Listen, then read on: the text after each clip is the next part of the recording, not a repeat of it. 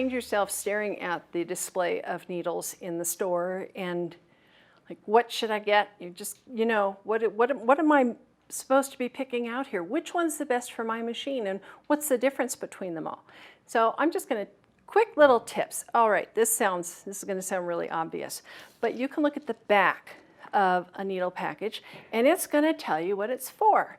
This is a jeans needle and it's for penetrating extra thick woven fabrics, denims or quilts with minimum needle deflection, reducing risk of needle breakage and skip stitches. Okay, what that's really telling you is that it can go through a heavy, either a sandwich or a heavy fabric, woven fabric. All right, that's important because if you're working on a knit fabric, you're going to want something called a ballpoint needle. A ballpoint needle isn't sharp, it's just what it sounds like. It's kind of a rounded, and so it slips between the little knit stitches in your knit fabric and doesn't split the thread. So if you're using something like a jersey or something stretchy, you're going to want a ballpoint needle. If you're quilting, however, you're going to be most often using something like this. This is a universal needle.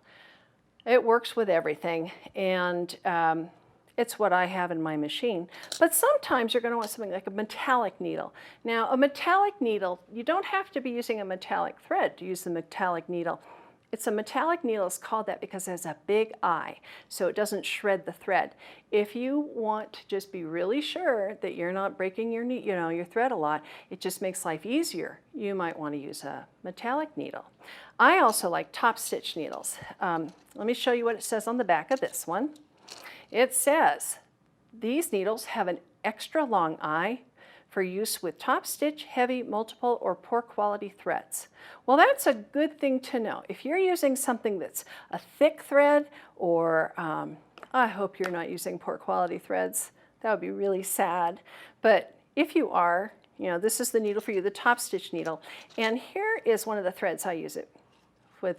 I like to do a lot of wool applique, and I like having that blanket stitch, but I want it to be in a wool thread. So this is a wool thread, but it's thicker.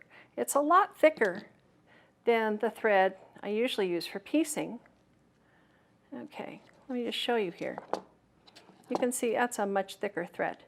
And so for me, having a top stitch needle with this one means that I'm going to have success when I'm sewing. So that's why I use a top stitch needle. And then I'm sure you know this, but there are multiple brands. This is Schmetz, this is Superior. There are others. And one last one, leather needles. Now, why would you ever use a leather needle? All right, for use on leather, artificial leather, and heavy non-woven synthetics. Has a cutting point, which means it's slicing through. Well, you know what that's really good for? It's really good if you're sewing something like laminated cotton, because while it is woven, it's got that lamination on top of it, which means that it's now just a solid surface. It's neither woven nor knit. And one of the things to know is first, of course, you need to know what type of needle you want, but the other thing is size. Now, there's a European way and an American way, and luckily for us, needle manufacturers put both sizes on the packages. So the needle size, if the number is bigger, the needle is bigger. And by the needle, I mean the shaft of the needle, the actual piece of metal that's, how big a hole it's going to make. So this is a 70-10. That's what I usually use. And if you look up here, this one is 130-705. That's a really big one. This is 80-12.